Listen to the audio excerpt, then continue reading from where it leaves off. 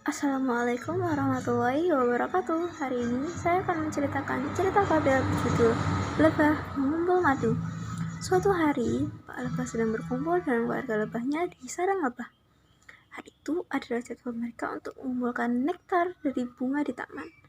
Nah, sebelum berangkat, Pak Lebah berpesan pada anak-anak lebahnya, "Kalian harus mencari nektar di bunga yang bagus. Kalian tidak boleh pergi ke tempat yang kotor. Kalian juga harus makan makanan yang bersih supaya madu itu tidak terganggu dan rahaya tetap terjaga. Kalian juga harus berhati-hati ketika mengambil nektar dari bunga. Jangan sampai bunga itu rusak dan gagal penyerbukannya." Nah, setelah itu, lebah-lebah pun berangkat ke taman bunga untuk mencari nektar. Di antara lebah-lebah itu ada kakak beradik bernama Sofa dan Sofi. Sofa dan Sofi selalu berdua ketika mereka mencari nektar di bunga. Mereka sangat gembira di taman bunga itu, melihat bunga warna-warni yang indah, nektar-nektar yang manis, maka mereka banyak mencoba nektar-nektar itu. Nah, di tengah perjalanan mencari nektar, mereka bertemu seekor lalat. Lalat itu kotor dan sangat berbeda dengan lebah-lebah lain yang bersih dan lucu. Nah, si lebah ini menggoda Sofa dan Sofi agar ikut untuk main di tempat sampah. Dia bilang kalau, "Ayo ikut aku bermain di sini, tempat sampah, pasti asik. Kalian kan selalu bermain di taman bunga. Tidakkah kalian mau mencobanya bersamaku?" Nah, setelah itu Sofa dan Sofi pun awalnya menolaknya karena dia ingat kalau Pak Lebah melarang mereka untuk bermain kotor. Mereka juga tahu kalau tempat sampah itu tidak baik untuk jadi tempat bermain. Tapi lalat sombong itu tetap berkata kalau, "Ayo sini, kalian kan setiap hari selalu makan madu yang manis-manis. Kalian kan belum pernah mencoba rasa asin, rasa pedas yang ada di tempat sampah. Ayo ikut aku. Kalian tuh anak manja, kalian harus ikut aku.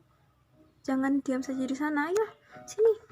Sofa dan Sofi agak marah karena dia diajak sebagai anak manja yang selalu mengikuti kata orang tuanya. Nah, karena marah dan sakit hati, Sofa dan Sofi akhirnya mengikuti lebah itu ke tempat sampah. Awalnya Sofa dan Sofi sedikit jijik melihat tempat itu karena dia memang tidak terbiasa di sana. Nah, di sana Sofa dan Sofi melihat banyak sampah yang kotor dan tidak baik untuk jadi tempat bermain. Sofa dan Sofi diajak lalat itu untuk, "Ayo sini makan ini." Ada seperti sampah-sampah bekas makanan manusia, terus sampah-sampah yang bau yang biasa jadi tempat lalat itu. Karena Sofa dan Sofi terbujuk untuk ke sana, akhirnya Sofa dan Sofi mencoba sampah itu. Awalnya mereka senang karena mereka bisa merasakan rasa yang selama ini mereka tidak rasakan. Bahkan Sofa dan Sofi pun ikut untuk bermain di selokan bersama lalat itu. Mereka bermain di sana. Awalnya senang, tapi tiba-tiba Sofi merasakan perutnya sakit. Dia gatal-gatal, dia susah terbang, pusing, dan kecapean. Sofa sebagai kakaknya merasa kalau ini semua salah lebah itu. Kenapa mereka mengajak kami ke sini? Nah, akhirnya si Sofa marah ke lalat-lalat itu. Dia bilang kalau, "Kalian ini gimana sih? Aku kan udah bilang untuk menolaknya. Kenapa kalian maksa aku ke sini? Ya kan adikku jadi sakit gitu." Terus akhirnya lebah-lebah itu lalat-lalat itu hanya tertawa dan mengatakan, "Hei kalian anak manja, makanya kalian harus main bersama kami setiap hari supaya kalian tahu rasanya di sini." Karena Sofa sudah marah dan Sofi sakit, akhirnya mereka berdua pun pergi pulang ke sarang lebah. Di sarang lebah itu mereka pun mengaku pada Pak Lebah kalau tadi mereka bermain-main di tempat sampah yang seharusnya mereka tidak melakukan itu di sana. Nah, karena Pak Lebah tahu kalau mereka tuh ya harus mengerti